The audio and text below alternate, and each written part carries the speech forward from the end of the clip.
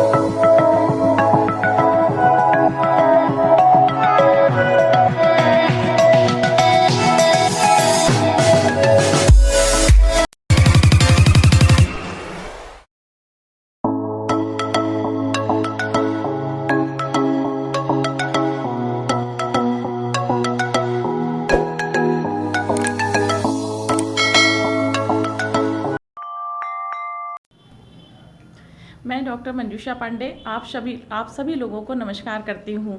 आज दिवाली के अवसर पर मेरी आप सभी को ये शुभकामनाएं हैं कि ये दिवाली आप लोगों के लिए बहुत ही सुखमय हो, स्वस्थ हो, आप सभी स्वस्थ रहें। यहाँ की सारी जनता, हमारे सारे कलीग लोग एवं सारे पत्रकार भाइयों को मेरी तरफ से बहुत सारी शुभकामनाएं। मैं ये भी चाहती हूँ कि अब की दीपावली, चूँकि हम राम जन्मभूमि के निर्माण के साथ, राम जन्मभूमि मंदिर के निर्माण के साथ बना रहे हैं, तो खूब हर्षोल्लास से बनाएं। और साथ में इस बात का भी ध्यान रखना है कि हमें ग्रीन क्रैकर्स यूज़ करने हैं। ऐसा कुछ भी नहीं करना है कि जिससे वातावरण प्रदूषित रहे और आपके स्वास्थ्य पे भी असर पड़े। Thank you. मैं मोहम्मद सलीम, स्टार बेकर्स का ओनर जो गुलाबबाड़ी के सामने स्थित है।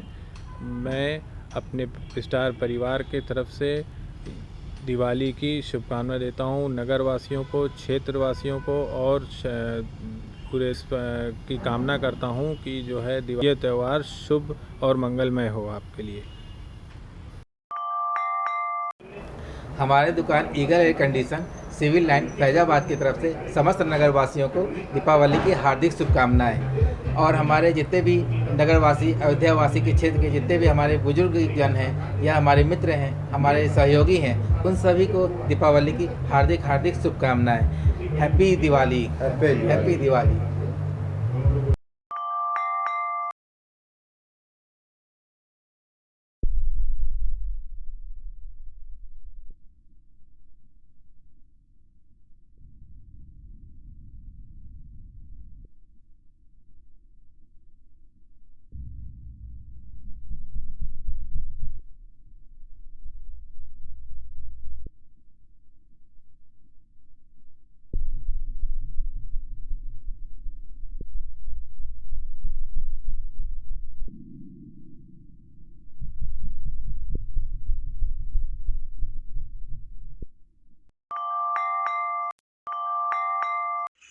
मैं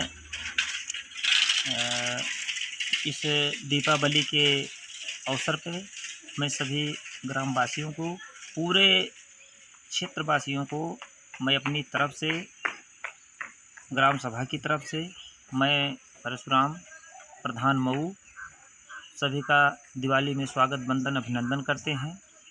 और इसी तरह ही काम अग्रस्त की तरह पूरे विकास चलता रहे।